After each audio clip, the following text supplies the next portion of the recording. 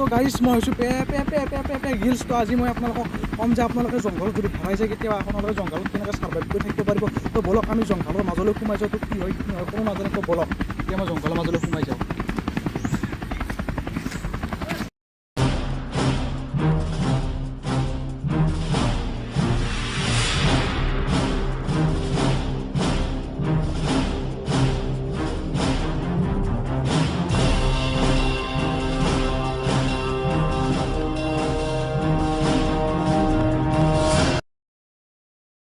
Guys finally পাই গ'লোঁ আমি সেই এমেজনৰ জংঘলখন। ফ্লিপকাৰ্টৰ জংঘলখন বৰ্তমান অলপ নিষিদ্ধ কৰা হৈছে, সেইকাৰণে আমি আহিছোঁ এটা এমেজনৰ জংঘলত। ইয়াতে কি পোৱা যায় আপোনালোক গোটাই দেখুৱাম আৰু ভয়ানক সংঘৰ্ষ কৰিব লগা হ'ব পাৰে। তো আপোনালোকে ভয় নাখাব, আৰু যদি দুৰ্বল মানুহে এই ভিডিঅ'টো নাচাব তো আহক।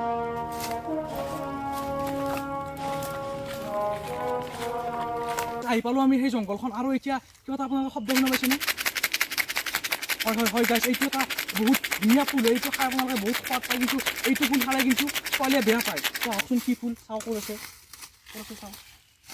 তো গাইজ পাই গ'লোঁ চাব পাৰে। এইটো হৈছে এইটো ফুল শিখৰ গুঞ্জ। এইটো হৈছে শিখৰ গুঞ্জ ফুল। এইটো আপোনালোকে এনেকৈ ইয়াতে মিক্স কৰাই থাকে। আপোনালোকে এনেকৈ ভাগত ল'ব, এনেকৈ ঢালি কিনে খাই দিব।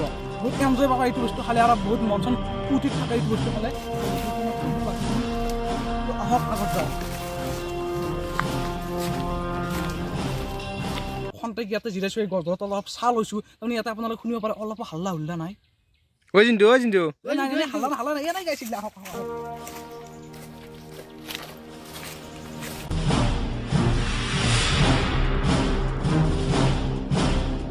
গাইজ সন্ধান কৰি আছোঁ, ভাল বস্তু একো পোৱাই নাই, অলপ খাতাৰনাক বস্তু পোৱাই নাই। তো আহকচোন আৰু কি পাওঁ চাওঁ।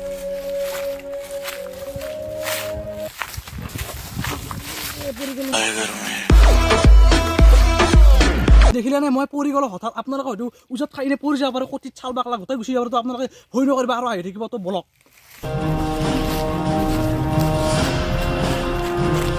গাইজ, বহুত চালোঁ, বহুত সন্ধান চাব পাৰে আপোনাৰ জংঘলখন কিমান ডাঙৰ।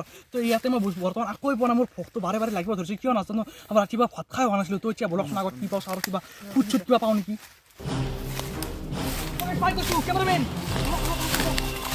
এইটো হৈছে পপ ফুড। এইটো আপোনালোকে খালে পুৰা 100% এনাৰ্জি পাব, আৰু দিনটো সতেজ হৈ থাকিব। এইটো আপোনালোকে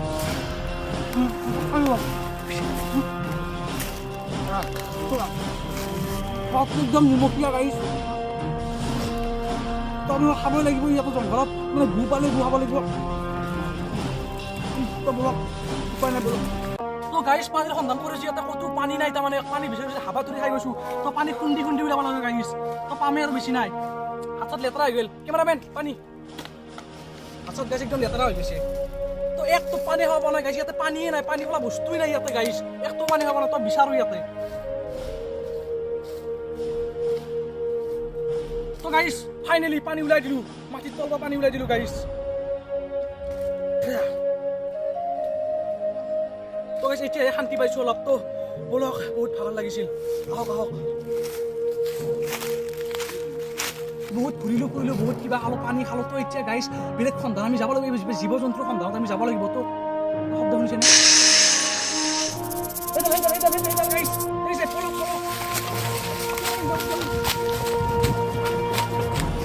বহুত দৌৰিলোঁ, ভাগৰ লাগি গ'ল। তো এতিয়া আহকচোন বেলেগ কিবা পাওঁ নেকি চাওঁ। গাইজ এটা শুনা পাইছে এইফালে চাওক, এইফালে আছে কিজানি, সেইফালে আছে নিশ্চয়, সেইফালে আছে সেইটো বস্তু। এইটো হৈছে MC স্তানাং চৰে। এইটো MC স্তানাং চৰে। তো আপোনালোকে এইটো শব্দ শুনি दम लगा रम लगा रंग लगा जंग लगा मन लगा फर्स्ट टाइम देखा मैंने तो तुम मन लगा। তো গাইজ ভাল লাগিছে নে? তো আহক। তো লাহে লাহে সূৰ্যৰ প্ৰকোপ বাঢ়ি গৈছিল, আৰু মোৰ গা গৰমে ধুৱাই পেলাইছিল, আৰু মই পুৰা ক'ত যাওঁ ক'ত নাযাওঁ লাগিছিল। আৰু মই সন্ধানত আছিলোঁ এটা নদী পাওঁ নেকি ক'ৰবাত। তো ফাইনেলি নদী এটাৰ সন্ধানলৈ গৈ আছোঁ। তো গাইজ ইয়াতে নদীটো চাগে আপোনালোকে, নদীটো ইয়াতেই আছে। মই এনে মিছি পানী দি সুধিছোঁ গাইজ। মই গিলছ না, সেইকাৰণে মই তাৰমানে আইডিয়া মোৰ বেছি নাই। তো আপোনালোকে বেয়া নাপাব। তো আহক ইয়াতে চাওঁ, আৰু এতিয়া মই মুখ চুখ ধুই লওঁ মজাকৈ, আৰু মাছ চাছো পাওঁ নেকি অলপ চাওঁ। আহক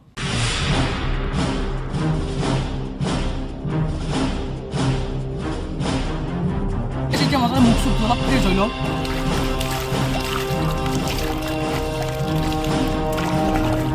পানীটো বহুত ঠাণ্ডা হয়। যদি আপোনালোকে আঙুলিটো দিয়ে আপোনাৰ আঙুলি বৰফ হৈ যাব, কিন্তু এতিয়া নহয়, ঠাণ্ডা দিনত বৰফ হৈ যায়। তো এতিয়া গৰম দিন পৰিব হৈছে, বৰফ নহয়। তো ইয়াতে মাছ পাব লাগিব। ইয়াতে বহুত খাতাৰনাক জংঘল আৰু খাতাৰনাক পানী এইবিলাক এইবাৰ বলক জংঘলৰ নেক্সট প্লটখনত সোমাই যাওঁ আহক গাইছ মই কিবা এটা শব্দ শুনা যেন পাইছোঁ মানে এইখন জংঘলত আপোনালোকে শব্দ শুনি থাকিব এইটো হৈছে কটিনাকা চৰে আপোনালোক কটিমটি কামেৰ ব্যৱহাৰ সেইকাৰণে আপোনালোকে সাৱধানে আহিব এইটো চৰাৰ পৰা সাৱধানে বাচি থাকিব তো আহক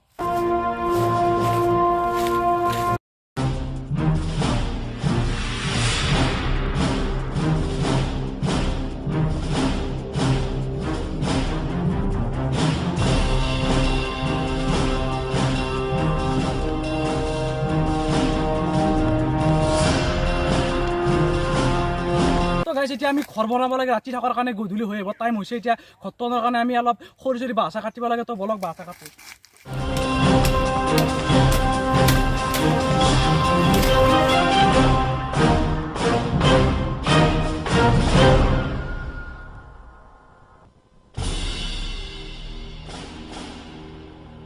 ঘৰটো বনোৱা হৈ গ'ল তো এতিয়া আমি বিশ্ৰাম কৰিব লাগে গধূলি হোৱাৰ আগতে আমি ঘৰটো থ'ব লাগে তো বলক আমি ঘৰটোলৈ যাওঁ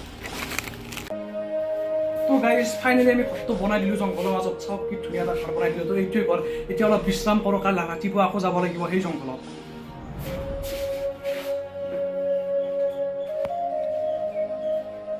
তো গাইজ ভিডিঅ'টো ইমানেই আছিল ফুল্লি এই ভিডিঅ'টো এণ্টাৰটেইনমেণ্টৰ কাৰণে বনোৱা হৈছে যদি কিবা ভুল হৈছে ক্ষমা কৰি দিবা তো গাইজ আৰু এটা নতুন এপিছডত পুনৰ লগ পাম তো তেতিয়ালৈ বাই বাই জয় অসম